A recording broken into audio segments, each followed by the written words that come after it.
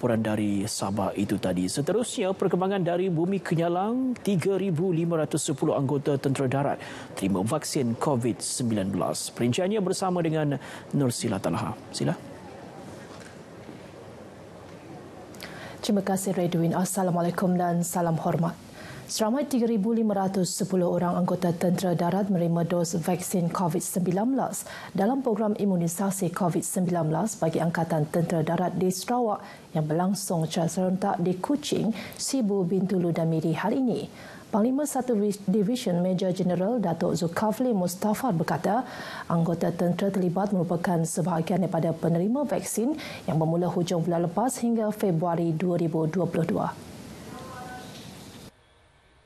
Jelasnya, Angkatan Tentera Malaysia ATM di Sarawak telah menerima sebanyak 7,020 dos vaksin COVID-19 jenis Pfizer-BioNTech yang tiba semalam.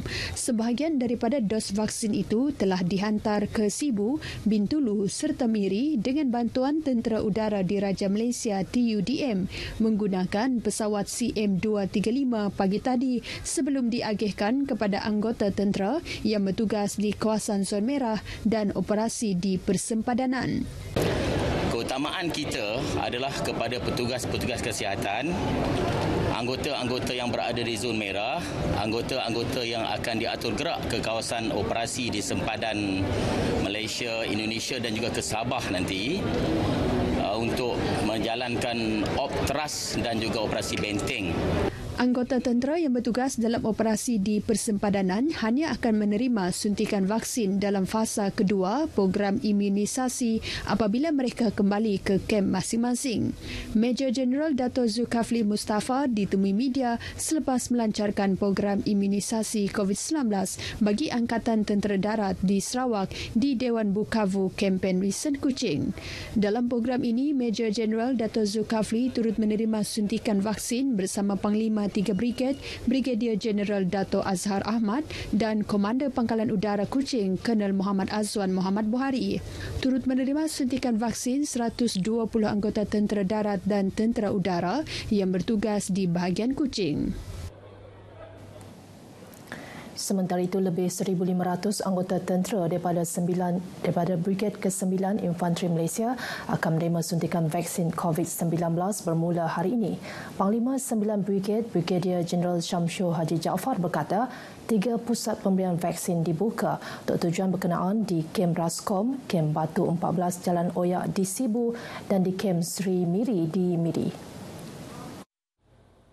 Sejumlah 252 dos vaksin diterima Brigad ke-9 Infanteri bagi program imunisasi COVID-19 fasa pertama. Jelasnya, keutamaan diberi kepada pegawai dan anggota di Markas 9 Brigad dan anggota-anggota yang bertugas di sekatan-sekatan jalan raya yang sedang didirikan di Sibu, Kapit, Song dan Miri. Proses suntikan vaksin dos pertama itu dijangka dapat diselesaikan dalam tempoh 5 hari. Dengan suntikan vaksin ini kita yakin bahawa kemudiannya kita dapat menurunkan kadar jangkitan dan dalam masa yang sama untuk memberi keyakinan kepada semua peringkat anggota ATM untuk melaksanakan tugas dengan sebaik-baiknya dalam usaha-usaha untuk mengekang penularan wabak COVID-19 terutamanya di bandar di kawasan Sibu ini. Beliau ditemui selepas menerima suntikan vaksin COVID-19 di Dewan Raskom di Sibu.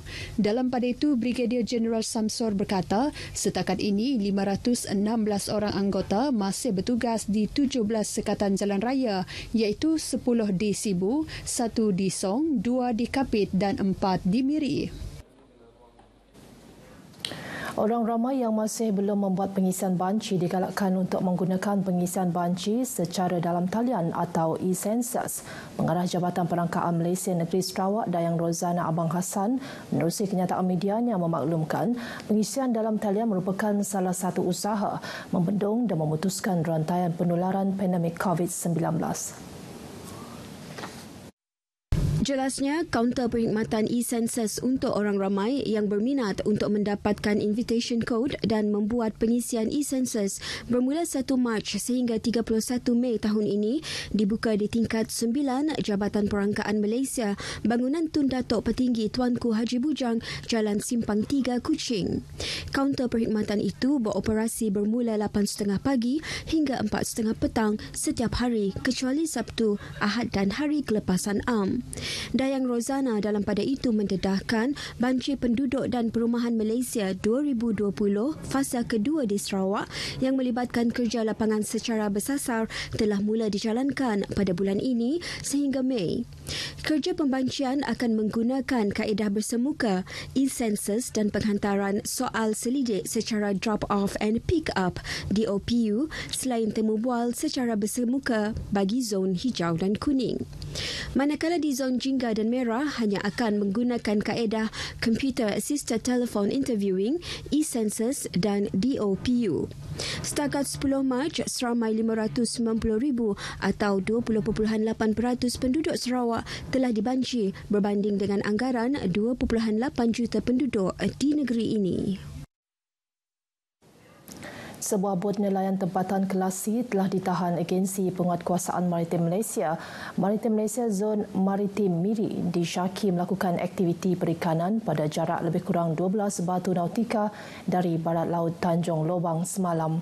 Pengarah Zon Maritim Miri, Kapten Maritim Muhammad Fauzi Othman dalam satu kenyataan memberitahu bot itu ditahan ketika rondaan Op Permai di sekitar perairan Miri kira-kira pukul 1.15 petang. Bot nelayan itu dikendalikan 4 orang kru termasuk tekong dan 3 daripadanya warga negara Indonesia, manakala seorang lagi warga tempatan yang berumur antara 25 hingga 44 tahun. Hasil pemeriksaan lanjut, tekong bot gagal mengemukakan permit menggunakan kru warga asing yang sah. Kesemua kru bot ditahan dan diiring masuk ke jeti Pusat Tahanan Vesel PTV Zon Maritim Miri untuk siasatan lanjut. Kes akan disiasat di bawah Seksyen 8(B) Akta Perikanan 1985 kerana disyaki melanggar syarat pada lesen kerana permit menggunakan atau menggaji kru warga asing yang telah tamat tempoh. Maritim Malaysia dalam pada itu menggesa komuniti maritim terutamanya komuniti nelayan agar sentiasa mematuhi undang-undang serta syarat sah lesen dan mengutamakan keselamatan apabila berada di laut dengan sentiasa memakai jaket keselamatan. Sekian berita wilayah dari Sarawak. Kita kembali bersama Redwin di Angkasa Puri. Silakan. Baik, terima kasih Nur Sila untuk laporan dari Bumi Kenyalang itu tadi. Perbuatan